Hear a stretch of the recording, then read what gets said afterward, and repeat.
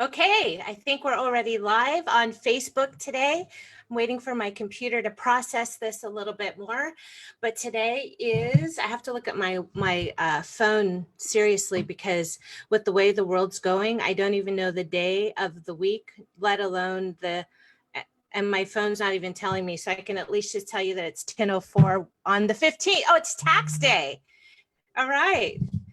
So it's U.S. tax day, which has been postponed out for a little bit. But today, Facebook Live Fiesta, I've set, now as these Facebook Lives go on, my background is going to get happier and happier, where it's going to just like be crazy. So everybody just tune in to see what shit I put up behind me. Just to make it fun.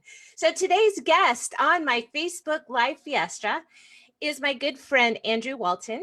Andrew, I'm going to get to all your accolades in just a minute. But here's a question I have for you and everybody that's watching.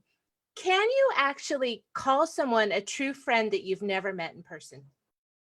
That question goes to you, Andrew. In the face of today. Worked online.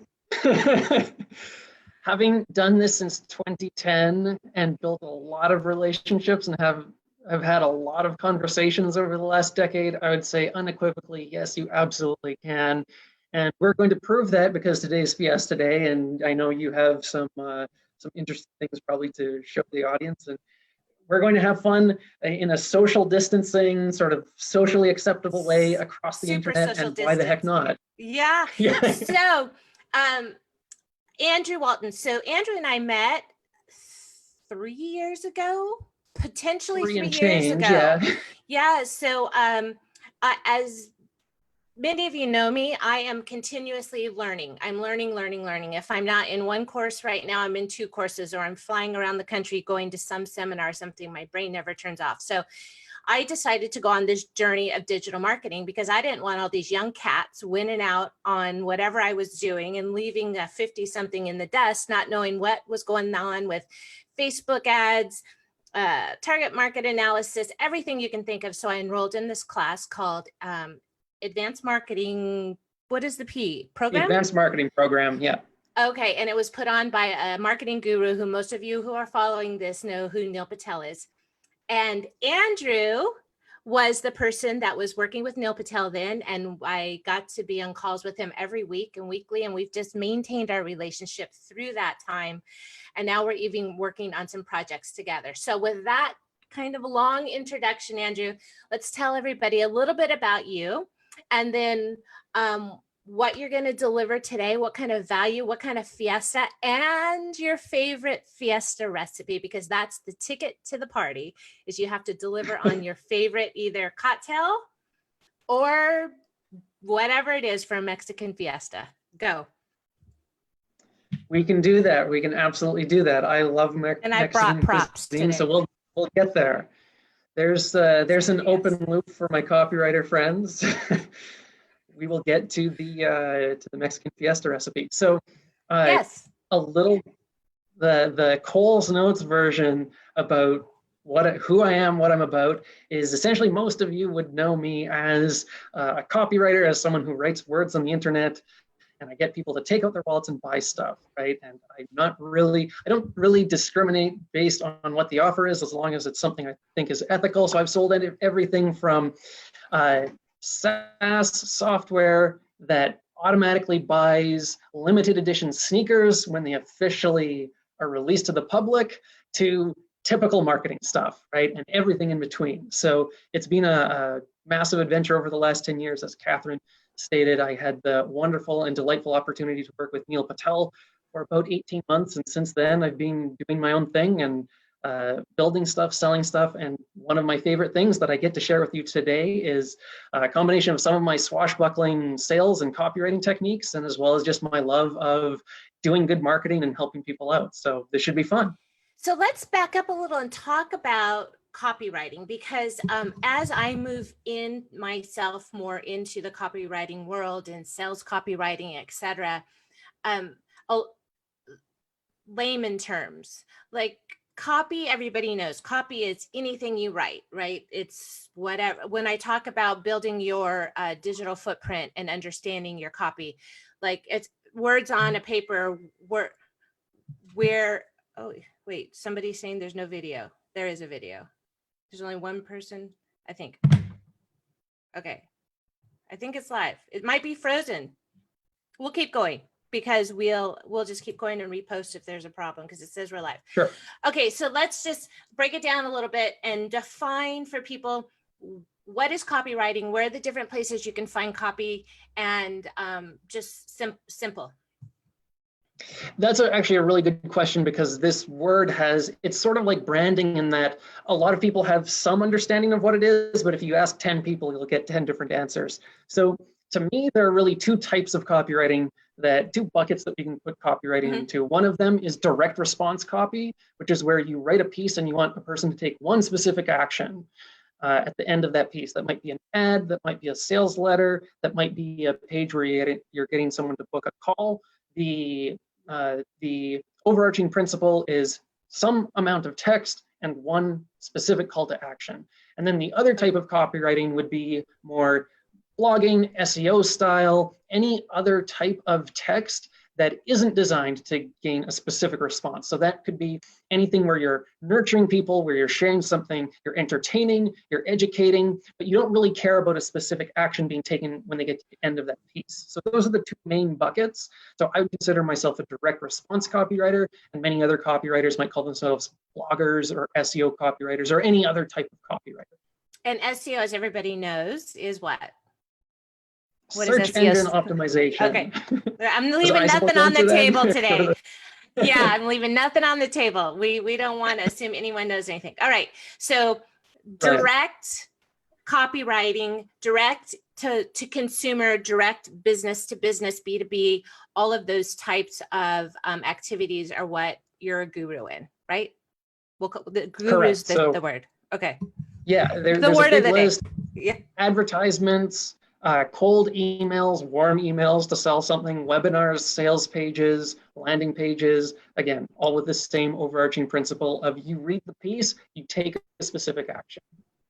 Okay, and a cold email for everybody would be you have somebody's name, maybe you just connected with them once on LinkedIn, or maybe they don't know you at all. You answered a Facebook ad or something, and then all of a sudden, mysteriously, that email shows up in your inbox, right? So that would be a cold email. Somebody that you've never met, but you somehow opted in to receive an email from them. So that's what we're going to define as a cold email. Yes? Anything different you want to add to that? Right. I would say, to me, the clearest definition of a cold email is an email. When you're receiving a cold email, it's an email from someone you've never heard before. Okay. And it could be, the reasons could be many why you received that email. Of course, a cold email could also be a spam email if it's from a Nigerian prince and you didn't want to receive it and it's completely irrelevant, right? He's been trying to send me money forever. Yeah, I know, right? And he's moved on to construction, by the way. He's now got a construction Oh, is that the new problem. angle? Okay. Yes. There's always something. There's always a new project over there, it seems.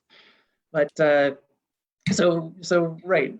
That's what I would call a cold email as opposed to a warm email, which is something that you ask to receive. So you opt in to an email list, and then you're receiving warm emails from someone where you raised your hand and said, yes, I want to receive communications from this person. Okay, so before we get too far into this, give me your best fiesta recipe. What's your favorite drink? If you're going to show up at my Mexican fiesta, what are you going to bring, or what are you going to order when you get there? Okay, I'm going to go with the order because I'm a big foodie, whereas drinks are really neither here nor there for me. So what I would bring is ceviche, which is ceviche for, I guess, maybe everyone here knows what ceviche is, but in brief, it's essentially made with fish, sometimes shrimp, some combination of fish and or shrimp, depending on the region, and chili, lime, cilantro, avocado, and I think tomato and cucumber, probably something like that. So that's the recipe. B2B that I usually go for. Yeah, And when I and lived in also, Cancun, I was ordering a lot of that. I was just going to say, so Andrew is of the clan of people that some people call a digital nomad, right? Where you live in a different Yes. country or in a different place because your business is all online. So where are some of the places that you've lived in the past 2 years? Oh, so I actually moved relatively slowly. So in the last 2 years, I've only lived in two places because it's like Okay. 1 year, one place, basically. So the last 2 years, right now, I'm in the Republic of Georgia and not the state, which is over by Turkey and Russia. And I've also lived, before that, I was living in Mexico in the Cancun region. Yeah, so fun. But it's a small part of a long list. One of my dreams, right? Everybody knows I'm ready to go back to France. All right, so let's get into some real value for everybody. And what are you going to teach today? What do you want to talk about? What are some takeaways that people get your pen and paper out, peeps, and let's take some notes? What are some goodies that you're going to deliver to my to the audience today? Sure. So the things that I think would be most valuable to most people who are looking, it actually doesn't really matter if you're looking to start a business from scratch or grow a fledgling business.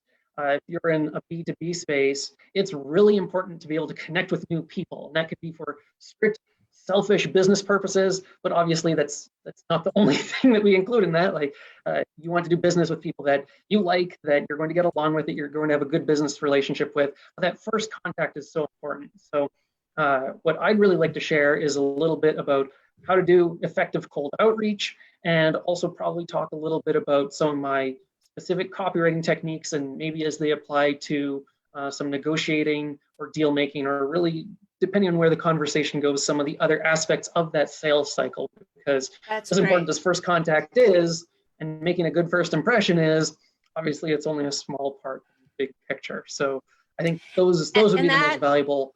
That totally fits in too with me, right? With my whole social selling strategies. And I do a lot of webinars and speaking to talk to people about what's that first outreach like? So I've set the stage here where it's just like you're at a party. It's just like you're at a fiesta. You're not going to dive in when you meet somebody and you're all over them and selling stuff. You're not throwing up all over them. You're warmly warming them up. You're providing some sort of value. So same with LinkedIn outreach connection. So let's talk about that. What's the first? I'm going to take notes too while we're talking. What's the first thing that you would talk about when you're talking about warming up that audience? Or are you even going to talk about the audience? So I actually want to back up and sort of build upon what the foundation that you just laid, because this is probably the critical mistake that, or critical situation that affects everything else. And that is, what is going to be your outreach, let's call it philosophy, right? Do I want to, let's say, well, blast my offer to as many people as possible and hope someone responds? No, right? I think we can all agree that getting those offers is really annoying, but it's really tempting to do because it's so easy to automate this sort of thing. So to me, the perfect place to start with any sort of outreach, and really any sort of marketing campaign in general, is something that I call client selection, which is where you're being very specific about I call them qualifying factors, but it might be not the perfect term for this, because it's not as simple as simply qualifying, like you meet XYZ criteria and that means I want to work with you. That's sort of a dry scientific way of describing it. There's also the human element, right? But let's say, for the sake of ease and the sake of starting the conversation somewhere, there are certain people that you want to work with and there are certain people that you wouldn't want to work with, right? And there are going to be some number of measurable qualities that those individuals and businesses have, whether that's the size of the business or the number of employees, whether that's the number of years they've been in business or turnover or any other measurable quantitative or qualitative quality, right? And if you're not really clear on that up front, then you really don't have any basis for saying, I want to reach out to that person or I don't want to reach out to that person. As Kathryn was saying, at a party, at any party, even if it's all a group of people who share some sort of interest, you're not going to get along the same with everyone at that party, right? So there are going to be people that you get along more with and that you get along less with. Same thing in business, same thing with cold outreach. So the more specific you can be ahead of time, that will then let you do research on that audience or look at a certain person's profile, find out a little bit about them, and then figure out, okay, what's my approach angle to actually start communicating with this individual? So the thing that I want to make clear is, even though you can semi-automate some things or certain processes you can actually fully automate, it all starts from this manual process of, at the very least, figuring out who exactly do I want to speak to and who do I not want to speak to, and getting very clear on who those people actually are, where they're at in their business, probably looking at their website, probably looking at their social profiles, and building at the very least to start, a very low volume, very high specificity, highly personalized, high sort of touch campaign. Because it's like, if you get one perfect person into your system, everything else becomes easier after that. You can get referrals. I want to back up. I want to back up just one second, because please, you said please. something that's really important that people don't think about, which I've started to incorporate in my writing, which is, you want to not only say who you want to work with, but you also want to help them self-select who you don't want to work with, right? So in some of my things, when I talk, I say, if you're an advanced marketing person, then you're probably not going to want to follow what the tips that I'm laying down, because all you're going to do is sit there and critique everything I talk about, right? So you want to help the person through your writing as well. Say, this person's not for me, because you really want to hone in your funnel. So that's just where I just wanted to back up to that. Just, you said that. Make sure that you know who you don't want to work with, while you're also identifying that specific person you do want to work with. Yeah, and it's actually oftentimes a lot easier to figure out what you don't want, just like in relationships or in any other sphere of life, right? It's like I know I don't want that. I'm not quite sure what I want, but that is, whatever that is, that's definitely off the table. So that's often a very good place to start, because it gets you moving, right? It lets you define some certain barriers, and even if you haven't hit the bullseye yet, it's like, now at least I'm focused in the right direction, and you can move from that, and you can take some actions and get some feedback from that, instead of just sort of being all over the place and randomly guessing, which isn't good for anyone. No. So let's see, where was it? No, we're a target market identification. Who are we going to work with? Who are we not going to work with? Right. So the other thing I wanted to say about that is, even if the business that you're in or that you're dreaming of starting is something that would be a high volume business, where you're looking to sell a lot of whatever it is, probably at a lower price than, say, high ticket, low volume business services, just as an example, you still want to start with this low volume, extremely high specificity approach. And the reason for this is, it's not just the result that's important, it's you gaining the knowledge of the marketplace, your understanding of what message actually works, what offers actually work. And you can do that much more easily in a one-to-one situation, like Kathryn and I talking here, than if you try to appeal to 1 million people at once. You can get there, but counterintuitively, the way to appeal to a large group of people, if that's what you want, is to start by appealing to a other human being and one other human being. If you can do that, you're on the right track. If you can't do that, then you know something has to change, right? So that's also another key point there. So let's put a number to that. So when you work with clients, do you see people come to you with what number? What's a good number? Do you have? I know metrics could depend on everything you're doing, but when you say a smaller group of people, are you talking like a list of 10, a list of 100, a list of 1,000? Give us some metrics that we can wrap our brain around, so that people can benchmark themselves. Absolutely, absolutely. So if you're doing, let's say we're talking about getting people on the phone and having a conversation with them, you're going to, almost without exception, you're going to start noticing patterns in those conversations. Like, people really want this thing, they're really struggling with this other thing. Whatever it happens to be in your space, you're going to start to notice those probably after 6 conversations and before 10, somewhere in that range. You're already going to start to notice specific patterns and things that reoccur. And then when you get into the, say, from your 10th to 20th conversation, you're really going to solidify, okay, this is the thing that happens the most often with these people. And then these other things, it's like, it happens here or there, but it's not the most important thing. So those are some very vague benchmarks, but if you're not doing at least 6 conversations, you're very likely to be just random chance of who you end up speaking to can really skew your perception of what's actually going on in a marketplace. And you, so you know what I see? minimum.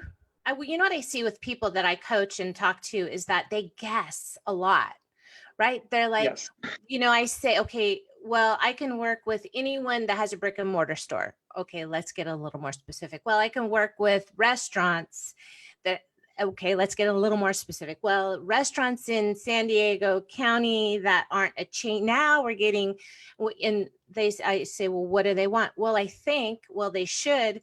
Okay, well, shoulda, woulda, coulda aren't really going to get the ball, right? They're not going to get the win. Let's say, get on the phone and ask these people, ask them questions. People are people. They want to, generally people are nice and they want to give you information. They want to talk about their problems. So get really good, right, at discovery questions and picking up the phone, and don't guess. Don't guess. If you can get this much valuable information in just 10 conversations on the phone, you could actually knock that out in a day. Yeah. Exactly. Like I have a one copywriter who's a consulting client of mine, and he was having this campaign that's kind of sort of working. Like some people are raising their hands and a couple people are buying, but it's not where he wants it to be and where he knows he's capable of writing because he's done this sort of thing before. And he actually asked me, should I get people, I don't usually do this, but should I get some of these people on the phone? And I said, just probably made the best business decision, the best decision for your business that you have in the last month, because that's absolutely, like, he came up with the answer himself. Mm-hmm. He just wanted confirmation that it was a good idea. Absolutely, it was a perfect idea. When I'm struggling with something with any of the clients I'm working with or my own business or anything like this, the solution is almost always in the heads either of my audience or of my client. It's one of those two things. So it's having that conversation with the person. I'm extremely introverted. It might not look like it right here, but doing like a big 5 personality test, I'm 95th percentile. So 95 out of 100 people are more introverted than me. I will still get on the phone and just be super curious and ask these questions. I know that can be a hang up for a lot of people, and I totally get it, and that's fine. You can even come up with a lot of these questions ahead of time, but essentially asking what questions, asking how questions, how do you do this? What does that look like? Mm-hmm. Why isn't often a great question to ask, but if you just go what, how, what, and how, and be super curious, people will usually be thrilled to have someone to speak to about what's going on in their business or in their life. So, and once again, they need to have a goal. What's the reason? Why am I getting this person on the phone? What's the goal that I'm after? What are the questions I need that are going to get me from A to B?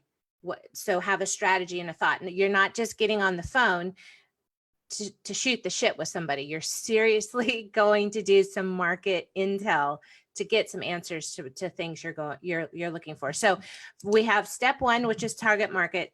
Step 2 is after you believe you know who your super niche down target market is, you're going to actually get on the phone with at least 10 of those people to ask some questions. But there might have been a step that we missed right here. So once we identify that target market, how are we going to get them on the phone? Right. We have to reach out to them, don't we? Yes. So as you can imagine, there are lots of different ways to do this. Now, I'm not much of one for cold calling, but that's a totally valid method. You can absolutely call people up and ask if it's an inconvenient time for them. And if it's not, then you can have that conversation. I prefer email, which is probably not a surprise, as an email copywriter. And a lot of, so I think one of the things that really separates people who have success with this sort of thing and not isn't like if their pitch is good or if they're like so-called skilled or not skilled. Like, do I have talent or not have talent? I think a big part of it is are you legitimately curious about the person on the other side of the email or the conversation or whatever it is? If you're legitimately curious about that person, you don't need any copywriting templates and frameworks, almost certainly. I bet that you could sit down in your Gmail or whatever, and probably write a successful cold email to start a conversation with someone if you're just curious. Now, obviously, there are certain frameworks or templates or structures that can probably improve your success, but that is not really the high level key of actually making this work in the long run. Because even if they respond, if you're not curious, the conversation's going to stall. If you're just doing this as a mechanical sort of rote activity to get something from that person, it's also not going to work. It's going to come across at some point as being disingenuous, even if you use the same words that I do. Okay. So even with that being said, there are a lot of different structures that we can use. If you're not sure about how to start with someone, I usually start like the first line of my email. So here's this, I'm going to back up because this is a copywriting principle that anyone can use, and you can use it all over the place. And that is to start the conversation. You start with the other person's frame of mind in mind. So Yes. what I mean is, if someone doesn't know you, a lot of my cold emails start something like, hello, so-and-so, or, well, I say good day, G''day, but it doesn't matter. You can say hello, Or so-and-so. hola. Yeah. Hola, Yeah, a great option, a fabulous option. The most appropriate option probably for us here today. For our fiesta, exactly. I'll say, either you don't know me, or hi, I'm Andrew, I'm sending you this cold email because. So I'll acknowledge, and this is as a copywriting technique, I call this tactical pessimism, which is immediately calling out either the weakness in your position or the undesirable factor in the thing that you're doing. So, and I use this all over the place. Like, I'll give you just a counter example so you can see this, that this isn't just you only use this here and this only works in this one context sort of thing. So I'll give you a completely different context and then we'll move forward. So for example, a lot of digital marketing products will sell for $9.97, and you'll see in front of these products, or really any other product, only $9.97 or just $9.97, right? And it doesn't matter what the price is, you're almost always going to see just or only. So one thing that I do some of the time, doesn't work for every client, it's not appropriate for every client, but one thing I'll do for some of my stuff is say something like, the price is a barely palatable $9.97. Right? Acknowledging the fact that this isn't cheap for a lot of people, right? Or this isn't free, this isn't like only, that's a lot of money to take out of your pocket, right? So that's the idea of tactical pessimism, acknowledging the undesirable factor within whatever it is you're doing. So that's a really easy way to get yourself started with a cold email. And basically, whenever you're stuck or feel like this doesn't feel good or this doesn't feel right, I don't feel like, or if you feel like you're being dirty or slammy or scammy or sleazy or any of these things, usually you can fix that by acknowledging the uncomfortable thing that you're currently doing. So acknowledging, hey, the reason I'm sending you this unsolicited email is, it could be, I looked at I saw that you're in this space. I'm currently learning about XYZ, about whatever's happening in this space. And it would mean a lot to me if I could ask you a couple of questions, something like this, right? Again, the idea that underlying all of this, the magic isn't in the words, the magic is in you being curious and authentically curious in their situation, right? It's the curiosity factor. It's not the, like, this special word versus that special word. That stuff doesn't matter, and it makes almost no difference most of the time. So that's the opening line, or that's the you can use that in more than one place. That's one tactical way to do that. Now, it's far from the only way.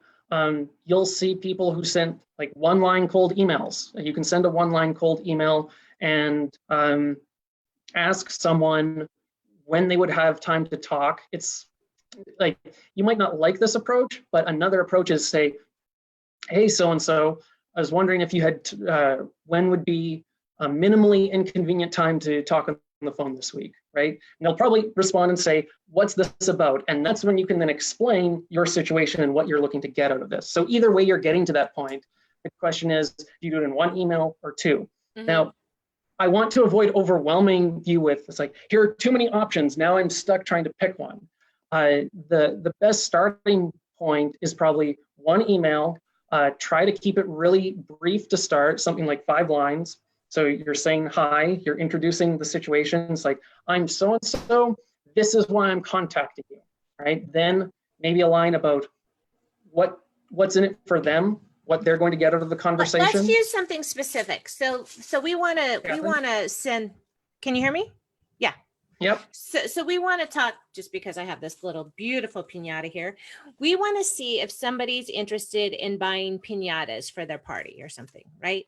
So we don't know if they even like piñatas. We don't know if they're even in the market for a party, although they have somebody turning 16. Let's say we have an email list of people we know that are turning 16, and we think there's going to be a sweet 16 party, and we want to sell piñatas to them. Does that sound? So what would like an opening line be if we're trying to sell them props for a party? And then another question is, like, how many questions are too many in that first cold email? Because if I have 25 things I want to find out about a person, when is the person just going to go delete and move on? Like what's kind of a thing to keep in mind? Great question. So actually, I'm glad you established that context, because for me, the goal of a cold email, the first cold email, is just to get a response. Okay. And that response can be, I'm not interested at all. That's a great response to get. A response can be, I'm extremely interested, or let's have a conversation, or anything else. And that's also a great response. The worst response is no response.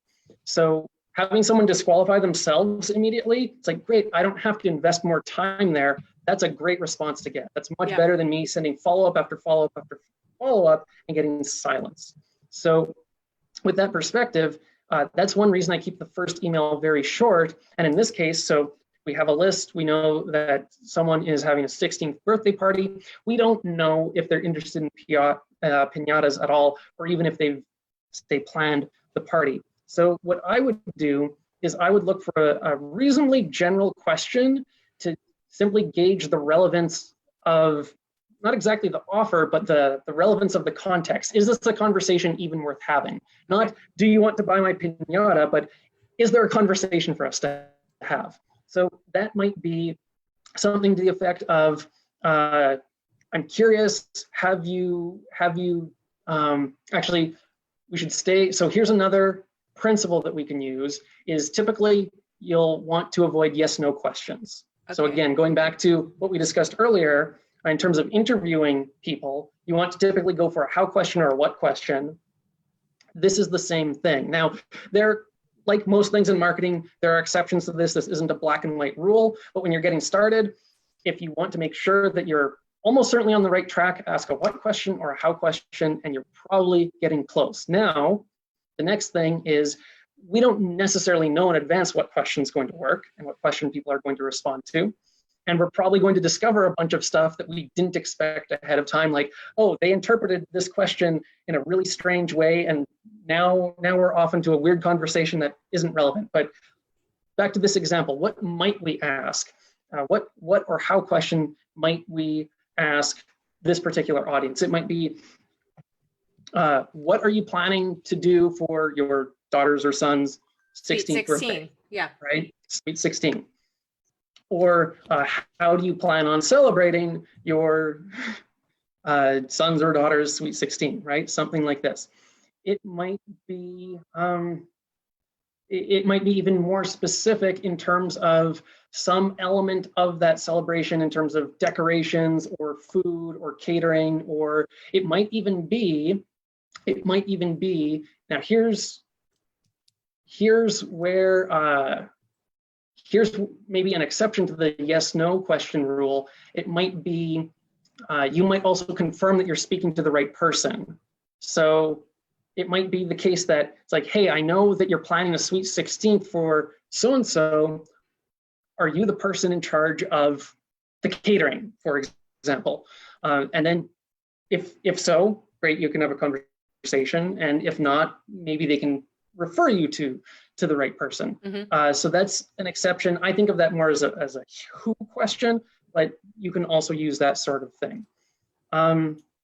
But really, so at this stage, it's about being creative And it really is a creative exercise. It's not a, here's a template, or here's like 100 subject lines or anything like this. It's like, what are all the different ways? The way I usually do this in reality is I'll open a Google spreadsheet and I'll make a list of like 20 to 30 things that I could possibly ask this person. I'll be like, okay, what's a sensible place to start here? And then I'll just pick probably my two or three most likely candidates, and then I'll test one, and then I'll see how it works. If it doesn't work, I'll test the second one, and if it doesn't work, I'll test the third one. If none of them work, I'll just repeat that process. Okay, back to the candidate list. Why didn't these work? What other ideas do I have? Okay, let's pick 3 more. Something like this at least gives you a process, and it lets you say, okay, the first test, it's not the end of the road. We're learning how to start a conversation with this market about this sort of thing. And like anything else in marketing, it's a feeling out process, which is why, even though, again, there are templates, I think that the best way to figure things out is through curiosity and creativity, and like doing the actual mental work instead of Googling cold email templates, right? And firing Anyone can it do off. that. There's a reason it doesn't work. There's a reason that people are still looking for cold email templates, because let's go to testing. Let's go to testing. Your thinking. Yes, let's do that. we talked target market. Now, where our goal is to get, our first goal is to get 10 people on the phone to ask some questions. So we have this, let's say we have this email list of 100 to 500 people. And so we have 3 sets of different questions that we want to ask them, like, when's your party going to be, or how are you going to celebrate it, or how many people are you going to invite, whatever the questions might be. And so we're going to have 3 different test emails we're going to send. And so what are some of the things that we're going to measure? Are, like open rates or click rates? Are we going to have any clicks on it, or just responses? Or tell me those metrics that we're going to measure, because we're not talking about vanity metrics right now, right? We're talking about true metrics that are going to help us move the needle to know what our next step is. So give us an example of some of those metrics we'd be looking for. Sure. So this raises another really interesting topic. So there are 2 things that are really important here. One is, what are like the critical points of failure in your system? So if it's a cold email funnel or sales process, a critical point of failure would be all of your emails go to spam, no one opens any of them, right? Okay. So typically, like, the goal isn't to get opens, but a lack of opens can signal a problem. That's a critical point of failure that you have to address. Okay. So even though it's like, I don't care if my open rate is 20% or 80%, I've had both with cold email campaigns. It depends on the list. It depends on a lot of different factors. But I do care about 0%. I do care about low delivery rates. I do care about being filtered with spam and these sorts of things. Mm-hmm. So the open rate is an indicator of, are your emails being delivered? Is this relevant? Is the audience right? Some of these factors. And am I missing a critical point that's going to make everything else irrelevant, right? Other than that, the only thing that I really care about is response rate. Responses. And again, that's because I'm writing a direct response email. Mm-hmm. And again, that response, a successful response can be, no, I'm not interested. It can be, not right now. It can be, let's talk. It can be, what do you mean? It can be, like, depending on the content of that first email, you might need a follow-up email where you're explaining your idea more, maybe. That's probably not ideal, but some sort of response is the goal of the first email. So as your default position, we can end up getting really complicated, and there are cold email approaches where you might include a link to a portfolio or a link to some resource. That's not don't implement that sort of complicated stuff until you've got the basics down, until you've had these conversations with people, you understand what they care about. So let's just say, as a hypothetical, I don't want to get too far in front of this and confuse people, but just as I think an important example, a place you might include some of the time a portfolio link in a cold email. Well, when would that be appropriate? That would be appropriate if you've had a lot of conversations with this target audience and you understand that every time, either before they get on the call, they want to see your work, or every time on the call they want to see your work, because that's some signal that they're not going to be wasting their time, right? And then you use that insight and say, oh, okay, everyone wants this. I understand why they want it. So now when I write about it, it's not just some random link to my portfolio. You might put this in the PS. This is the way I often do it. 80% of the people I talk to want to see my portfolio ahead of time. Right. So here it is. Bingo. Yes, Yay. exactly. It's like, hey, you might not be sure if I'm full of crap or the most interesting person you're ever going to have an opportunity to speak to. If you want to check out my stuff before we continue this conversation, here's a link to my portfolio.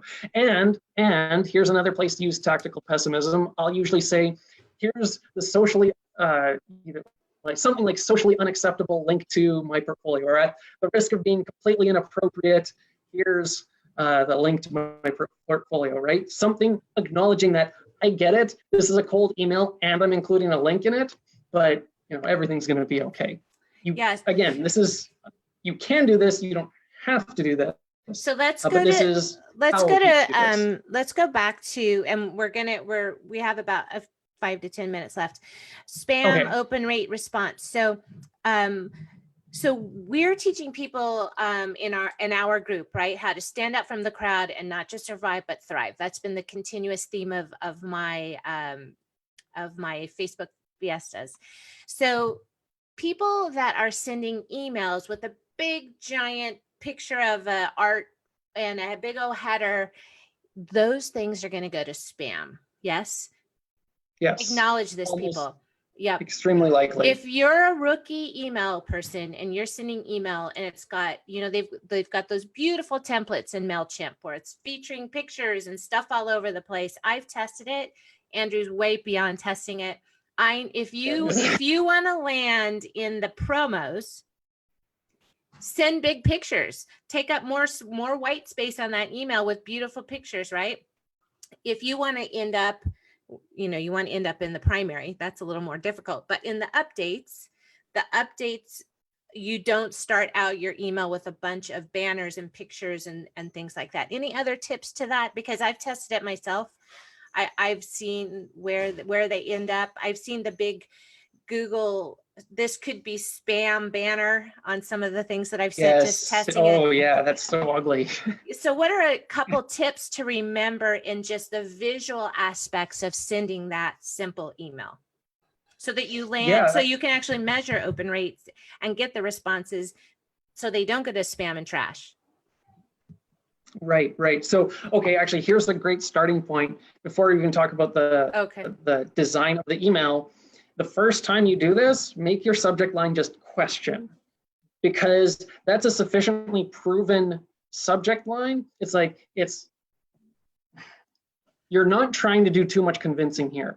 What this does is it gives you a strong enough baseline. So, if that's not working, there's something else going on that's wrong. Now, over time, obviously change that, be creative, test stuff out, totally fine. But if you're using question as your subject line, the thing that does for you is it eliminates that as a potential reason that your email's not getting opened, or that people aren't responding, right? So the fewer things that you have to play with, the easier it is to figure out if something's not working, what's going wrong, right? So this eliminates the subject line as a potential problem. Now, when they actually open the email, this is why I prefer at the start, again, relatively short emails. So if you write walls and walls and walls of text to a completely unknown person, you're probably ending up in Nigerian prince territory, and you're also landing in the spam folder. Over time, you might get more used to this, and there's also algorithms, especially with Google, that will, if you send enough email. Oh, actually, here's another thing: is if you have a personal email address that you've been using for years and years. Like I'll often send cold emails from my personal email address that I've had since I was 12 or 14, which is totally unprofessional in terms of the content of the address, but it has such a long history with Google that it always gets into the inbox. Like it never gets filtered to spam, because Google sees this, because I send emails every day, I receive the emails every day, I open, and so all of the activities that Google expects to see from a legitimate email address has been happening there for almost 20 years, right? A perfect email address to use. So for initial deliverability, and again, to eliminate the possibilities of, is it my email address? Is it because I just registered a new domain and no email has ever been sent from this email address before? That's another thing that's likely going to get you flagged as spam. Eliminate all that to start. It might look less professional, but at the beginning, people aren't analyzing your, it's like from whomever at whatever, yahoo.com or whatever it is. That's not the most important thing. It's the content of the email and the things that you're actually saying, right? And people will forgive your personal email address if you say something relevant. So that's definitely a good starting point. Again, over time, you want to build a business, you want to look professional, you'll probably move that to your own domain email.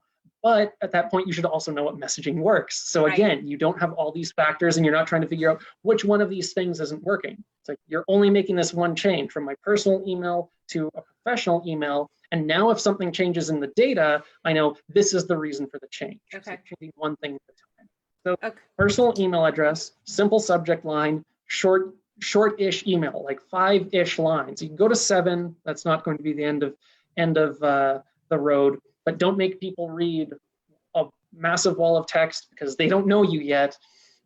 So being brief is the best way to do it. Just like when you meet a person in real life, you don't say, "Hi, my name is Andrew," and then talk about yourself for 2 minutes and then say, "What's your name?" Yeah. Right. So the exact same principles apply. Okay, so now they have the subject line. They know not to use big images. They are talking about which email address to start out with. How about the closing? Like everybody says there should be a call to action. So you've asked these questions that are there. Mm-hmm. Like what's kind of a thanks so much, talk to you soon, Andrew Walton, the best copywriter in the world. Here's my telephone number. Like kind of what does the bottom of that email look like? We're at the very bottom now. We just talked about what a PS line could be. What's the sign off? And how do you tell them what to do? Right. So actually let me back up. So we have your greeting, you have your sort of short personal introduction. Here's who I am. Sorry for the cold email, or however you want to introduce that, right? Where you're introducing yourself and then you give your reason for emailing. I saw your website, I saw these things, I was curious about XYZ. I wanted to know this. You know, it might be a specific question that you're asking, or it might be you want to get on a call, but I'm still one question in this email, not a list of questions. You want to make it as easy as possible for the person to reply to you, and ideally so you get the reply you want. So if it's a simple question like who's in charge of your menu or something like this, well then that's it. That's the end of that email. And then you say, "Oh, am I frozen?" No, okay. You're back. Okay. If the question is who's in charge of your menu, you might say, I have a question about your menu, who's in charge of it, right? Question mark. And then that's really the end of the email. You don't have to say a bunch of other stuff. You can probably just leave your name. Okay. I wouldn't even say, like for me, I often won't say thanks or talk soon or any of these kitschy phrases that are kind of cheesy. I'll just, here's my name. Also, having tested this, I don't see a big difference between like Andrew or Andrew Walton, founder and CEO of all these things, and something creative at the bottom. Here's all my contact information. This again is something that you can potentially add in and something you can potentially test. But again, if you want to start off, if you want to start these conversations, make it easy on yourself and probably maximize your chance of success, if you just leave out all the like extra stuff and have it be, how would you email a friend, right? You'd probably just give your first name. Now, for cold email, for professional email, you might say first name, last name, but I'm not doing my name plus the founder of all this stuff and the CEO of all this stuff and all these credentials and all these ways to contact me. Not yet, not now. That's what I find to work the best. Now, there are some people who they'll add in there, it's like, you can call me here. I don't think there's anything wrong with that. That probably works just fine. But one of the things about direct response is you usually want to give people, it's like, I'm going to either do this action or some other action. So I'm either responding to this email or I'm not responding to this email. And that's my black and white. There's no like third option that I can consider. Because when you have this binary option, it's really easy to make a choice. It's one reason you'll often see you have like this price or the payment plan. Now it's not a yes or no binary option, it's a which option binary option. So this is the same sort of thing. I keep this part of the email pretty much empty. Okay. And that's a good point, because if you have a big signature line like I do with all these bright colors, they could click on my LinkedIn profile, right? And now they're reading my LinkedIn profile, and then squirrel, something else happens and LinkedIn's in, and they see they have 25 messages they haven't responded to. And now they've totally forgotten about the email that I had open for them with that simple question, because they went sideways on me. And then 10 more emails came in and they can't find it, and the phone rings and it's over. So this actually raises a really good point, Kathryn, that you're making. It's not that like those signature lines, there's a time and place and there's a strategic purpose for them, right? Like it's really cool that someone can find out more about you, but this isn't the time for that, right? When we're talking about cold email to make first contact, we don't want them to have a big discussion about everything that's happened in your life, and because we're not at the stage yet of, am I working with this person or not? You want your initial, typically your initial shot across the bow, your initial overture to be sufficiently simple that someone can read it in 30 seconds and respond in another 10, and that's it. And they make that binary yes/no decision right there at that point when they've opened it. And as Kathryn alluded to, not go off into all these other places. There's a different time and place to allow people to do all of that. And it absolutely has a strategic purpose, but not in this specific context. Okay. Well, I think we've overwhelmed our people, and hopefully everybody's received great, I've written a page of notes here. If anybody has any questions, I'd be more than happy to type it into our comment section.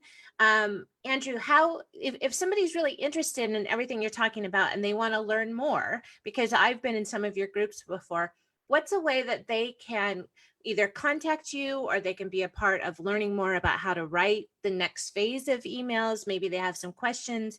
Do you have discovery call time? I know you're busy. Tell people how they can go about learning more about how to write cold emails.